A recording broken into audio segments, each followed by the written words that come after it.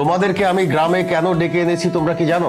জমি আমি সবাইকে দেবো, সে ব্যাপারে কোনো সন্দেহ নাই, কিন্তু আমার একটা শর্ত আছে। কি শর্ত? শর্তটা আসলে আমার না, আব্বার শেষ ইচ্ছা ছিল যে আমরা যদিও সৎ ভাই বোন, কিন্তু তারপরেও আমরা যেন মিলে মিশে থাকি। এই মিলে মিশে চলতে হলে একটা কাজ করতে হবে। ঠিক আছে ভাইজান। বিয়ে। আমি চাই রেহানার মেয়ে প্রিয়াকে বিয়ে দিতে। এমনিতেই ওর বিয়ের বয়স হয়েছে, খুব ভালো প্রস্তাব ভাইজান। ছেলেও আমার পছন্দ করা আছে, রাফসান।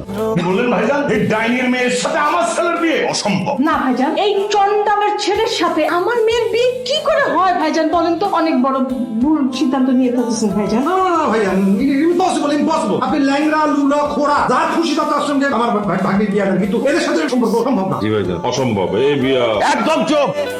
আমি তোমাদের সিদ্ধান্ত জানতে চাই নাই, আমি আমার সিদ্ধান্ত জানিয়েছি। এই বিয়ে কিভাবে সুষ্ঠুভাবে সম্পন্ন করা যায় সেটাই হচ্ছে আমাদের পরবর্তী ধাপ। আর এটাতে যদি তোমরা রাজি না হও, এই জমির এক কানা করিও তোমরা কেউ পাবে না, পুরো জমি এতিমখানায় দিয়ে দেবো। এখন সিদ্ধান্ত নাও, তোমরা কি করবে? অসম্ভব, ইম্পসিবল। ওই বেঈমান বিশ্বাসঘাতকদের সাথে আমার ভাগ্নির বিয়ে কখনো হইতে পারে না। ইয়েস মামা, ইউর রাইট। মামা একদম ঠিক কথাই বলছে। আমরা এই স্ত্রীকে দরকার পড়লে আজীবন কোমরে রাখবো, বিয়ে করতে হবে না। তারপর ওই পরিবারের সাথে আমরা কখনো কোনো সম্পর্ক করবো না। সম্পর্ক এতই সোজা নাকি? হ্যাঁ, সামান্য সম্পত্তির আশায় আমার ভাইকে ওই কুটনি পরিবারের সাথে বিয়ে দেওয়া লাগবে? দেখো, তোমরা কিন্তু কোনোভাবেই রাজি হবে না। তারপরও ভেবে দেখা উচিত, 200 বিঘা সম্পত্তি কম কিন্তু না। 200 বিঘা হোক আর 2000 বিঘা সম্পত্তি হোক, ওদের মতো পাষাণ বেঈমানদের সঙ্গে কোনো আপোষ না। মনে নাই ওরা আমাদের সঙ্গে কি করছে? মনে নাই? কেন মনে থাকবে না মামা? অবশ্যই মনে আছে। তুমি ভুলে যেতে পারো, কিন্তু আমি ভুলি নাই। কেন? ইন্দুল মামার শালিকার সাথে তোমার 9.5 মাসের প্রেম ছিল না?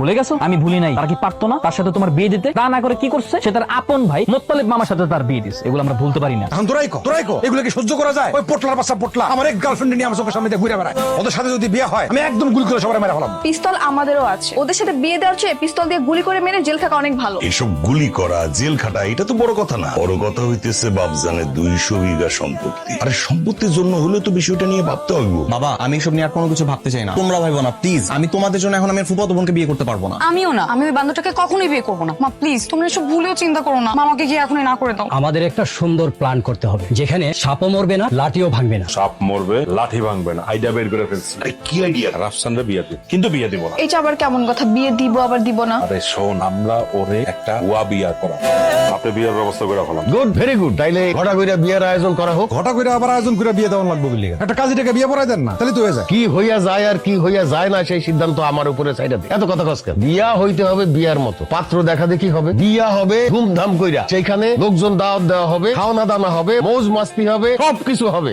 জার্মান, কল দিচ্ছ কেন তুমি আমাকে বারবার? আমার গার্লফ্রেন্ডকে আমি কল দিব না তো কে দিবে? আমি তোমার গার্লফ্রেন্ড নই। তুমি আমাকে ভালোবাসো, কিন্তু আমি তোমাকে এখনো ভালোবাসি না। সময়ের সাথে সাথে ভালোবাসা এমনিতে হয়ে যাবে। কেবল তো আমাদের রিলেশনটা শুরু না শেষ। মানে তুমি কি জানো আমার বিয়ে ঠিক হয়ে গেছে?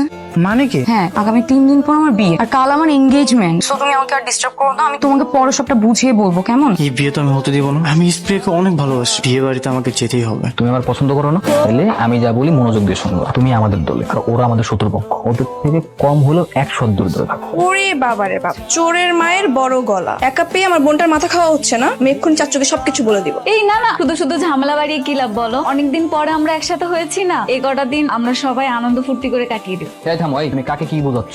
তোমাকে ওকে বুঝাইতে বলছি?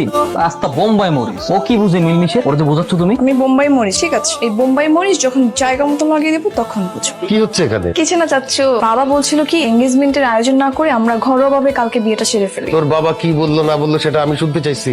আমি বলছি এনগেজমেন্ট হবে, শুধু এনগেজমেন্ট হবে না, আct হবে, গায়ে হলুদ হবে, বিয়ে হবে, সব হবে। দুইজনকে আংটি পরাই দেবে। আংটিটা দেখি। দেখছো ভাইজান? দেখছো নকল আংটি? কি রে হাসান, সত্যি তো এটা নকল আংটি। এসব ফালতু কথা বাদ দিই। তুমিও খুব ভালো করে জানো এবং আমিও জানি আমাদের এই বিয়ে করাটা একেবারে উচিত হচ্ছে না। আমি কেন তোমাকে বিয়ে করবো? সম্পত্তির লোভ মারাত্মক লোভ।